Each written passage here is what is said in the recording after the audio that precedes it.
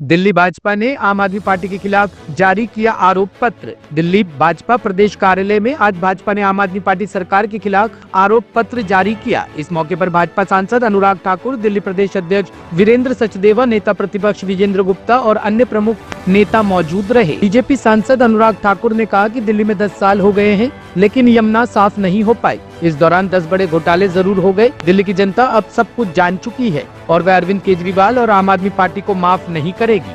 कुछ बातें बहुत महत्वपूर्ण है जो मैं आप सबके सामने जरूर रखना चाहूंगा। घोटालों की जब बात आती है तो भ्रष्टाचार के खिलाफ केजरीवाल जी ने कहा था कि सोनिया गांधी का रिमांड लो, कुछ दिन जेल में डालो तो सब सच उगलेगी।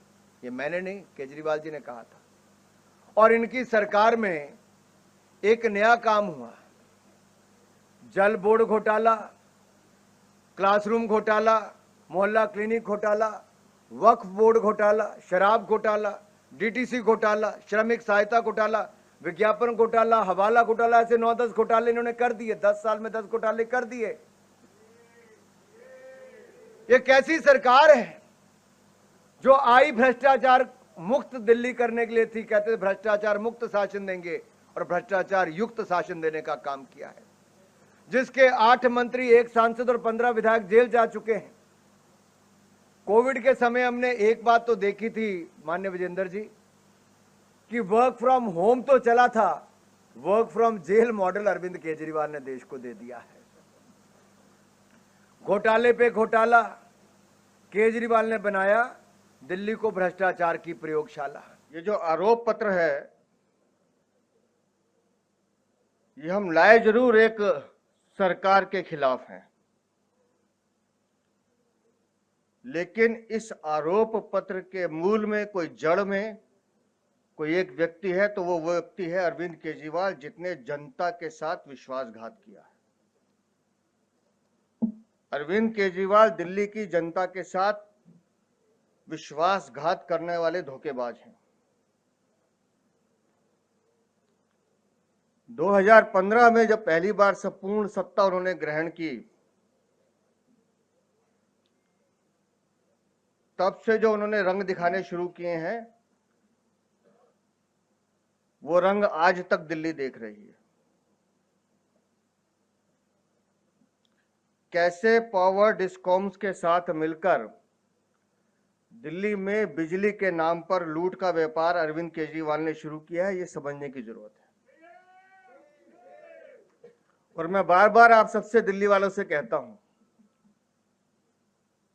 कि जो ईमानदार कंज्यूमर अपना बिल पे कर रहा है वो घर जाकर अपना बिल एक बार जरूर देख ले। अगर 100 रुपए का बिल आपका आता है तो 45 रुपए आप एनर्जी पे खर्च करते हैं, बाकी 55 रुपए तो चोरी और टैक्स के पैसे हैं जो आपसे वसूले जा रहे हैं। वो चाहे पीपीएससी के नाम पर हो, चाहे पेंशन चार्ज के नाम पर हो, चाहे डेफिसिट के नाम पर हो, चाहे लोड चार्जेस के नाम पर हो, चाहे रेंट चार्जेस के नाम पर हो। कौन सा शहर ऐसा है जी जो पीपीएससी के नाम पे 45% चार्ज लेता है? लेकिन अरविंद केजरीवाल लेते हैं। दिल्ली के अंदर आपकी जानकारी के लिए 9वीं और 11वीं में 1.5 लाख बच्चे हर साल फेल कर दिए जाते हैं और वो आउट ऑफ स्कूल हो जाते हैं, उनको फिर एडमिशन नहीं मिलता। यानी उनके सपने ये सरकार बिखेरने और तोड़ने का काम कर रही है, उन यंग बच्चों का जो पढ़ना चाहते हैं। और ये सिर्फ इसलिए किया जाता है कि 10th और 12th में हम ये कह सके कि हमारा रिजल्ट इतने % है। तो ये धोखा दिल्ली के उन अभिभावकों के साथ भी किया जा रहा है।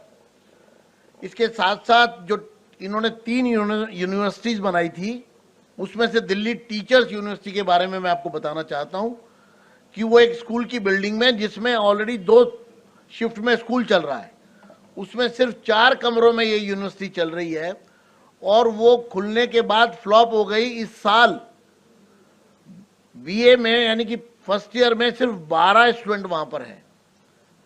कुल 35 आए थे, 23 छोड़कर चले गए बीच में, और जो 12 भी आए हैं उनको टीचर्स की रिलेटेड कोई एजुकेशन नहीं दी जा रही। वो नॉर्मल किसी और कॉलेज में भी एडमिशन लेते तो वही सब्जेक्ट उनको पढ़ाए जाते। तो इसलिए वो भी एक ढकोसला और मक्कारी और झूठ है। इन्होंने बवाना के अंदर एसओएससी की बात करते हैं, ये स्पेशलाइज्ड स्कूल्स की बात करते हैं, एक्सीलेंस की, स्कूल ऑफ स्पेशलाइज्ड एक्सीलेंस, उसके बारे में मैं आपको बताना चाहता हूं कि 55 करोड़ रुपए लगाकर एक भव्य बिल्डिंग बनाई गई और मार्च 2023 को केजरीवाल और आतिशी मारलीना खुद उसका उद्घाटन करने गए और बड़े बड़े लाखों करोड़ों के एडवर्टीजमेंट दिए गए और दुनिया में, देश में, दिल्ली में लोगों को बताया गया कि ग्रामीण एरिया में कितना भव्य एसओएससी बनाया गया है। लेकिन आप सबकी जानकारी में अनुराग जी, उसमें एक भी बच्चा दाखिला लेने नहीं आया, एक भी बच्चा नहीं है वहां। तो ये इनका शिक्षा का मॉडल है। टॉप स्टोरी ब्यूरो के लिए दिल्ली से हेमंत कुमार की रिपोर्ट।